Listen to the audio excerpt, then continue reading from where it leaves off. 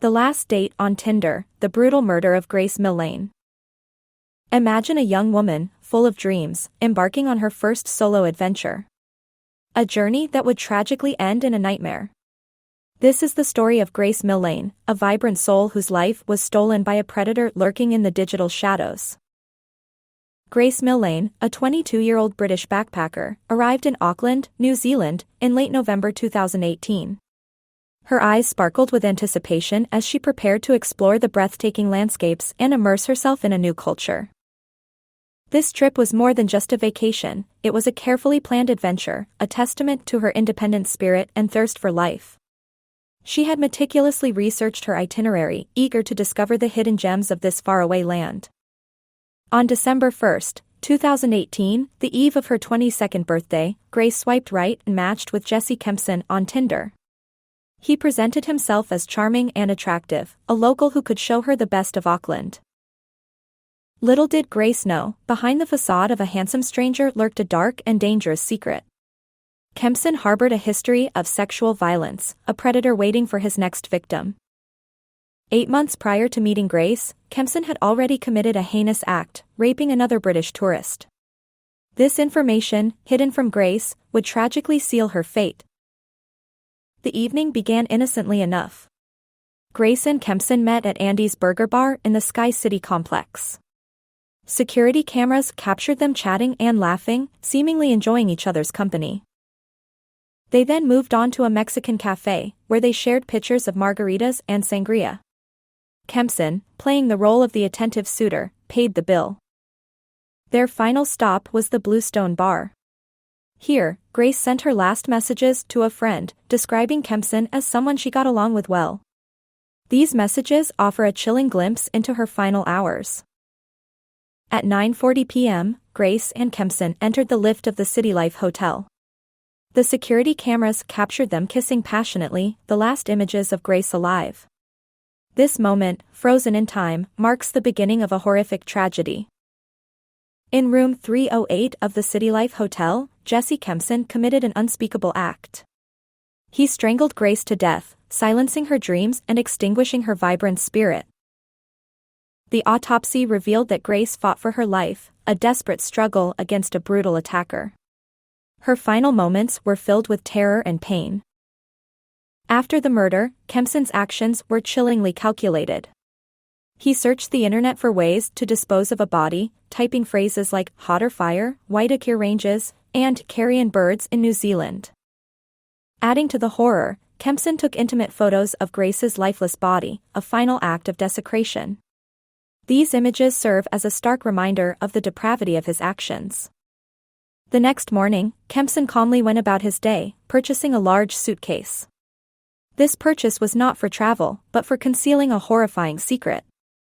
He then returned to the hotel room and meticulously cleaned the crime scene with chemicals, attempting to erase any trace of his heinous act.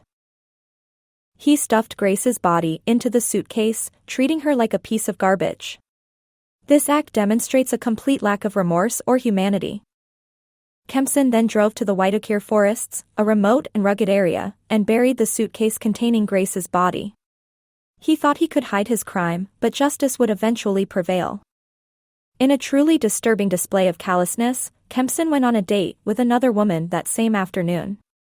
He continued his life as if nothing had happened, while Grace's family desperately searched for her. Grace's disappearance sparked a massive search effort, mobilizing the entire nation of New Zealand. People from all walks of life joined the effort, hoping to bring her home safely. Her family, heartbroken and desperate, flew from England to join the search. Their anguish was palpable as they pleaded for any information that could lead to her whereabouts. Posters with Grace's face were plastered throughout Auckland, a constant reminder of the young woman who had vanished without a trace. The city held its breath, hoping for a miracle. 8 days after her disappearance, the search for Grace came to a tragic end. Her body was found in a suitcase, buried in a wooded area in the Waitakere forests. The discovery sent shockwaves through New Zealand and the world. The hope that Grace might still be alive was extinguished, replaced by grief and outrage. The autopsy confirmed that strangulation was the cause of death, confirming the brutal nature of the crime.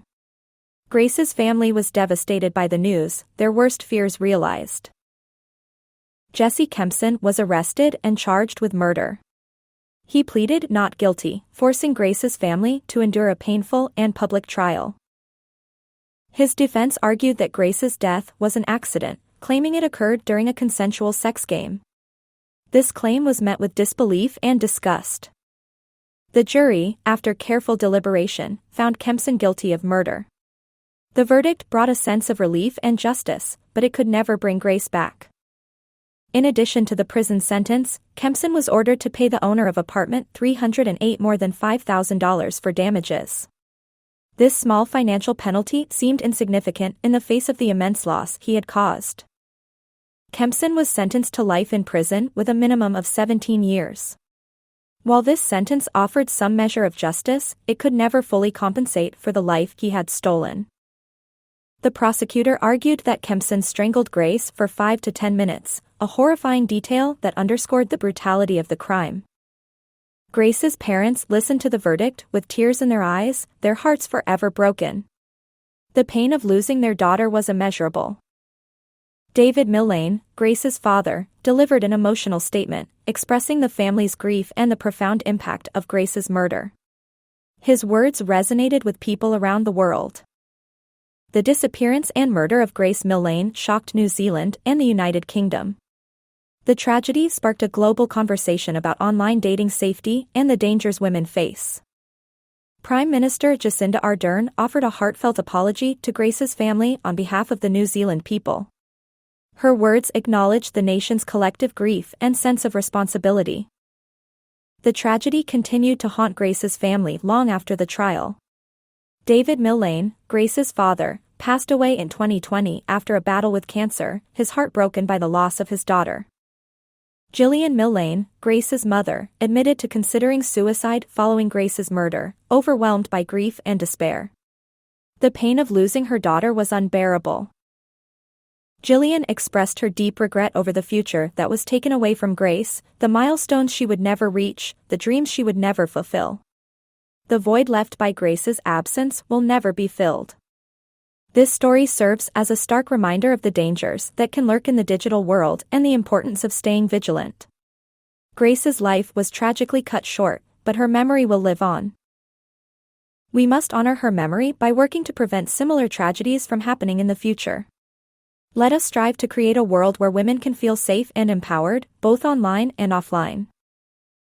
If you or someone you know is experiencing domestic violence or sexual assault, please reach out for help. There are resources available to provide support and guidance. Call to action. Please share this video to raise awareness about the dangers of online dating and the importance of protecting women from violence. Consider donating to organizations that support victims of domestic violence and sexual assault. Educate yourself and others about online safety and healthy relationships. Together, we can create a safer world for everyone.